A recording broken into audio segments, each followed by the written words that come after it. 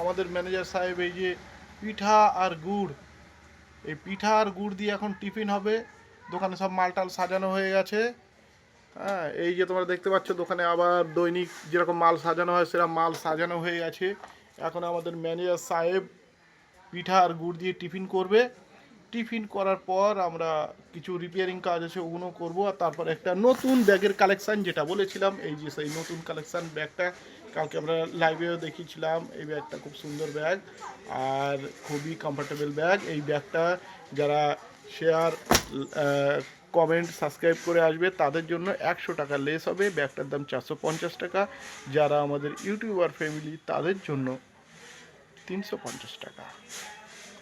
So guys, ভিডিওটা এখানে শেষ করলাম। আর এখন আমরা টিফিন করছি। আর ঠিক আছে।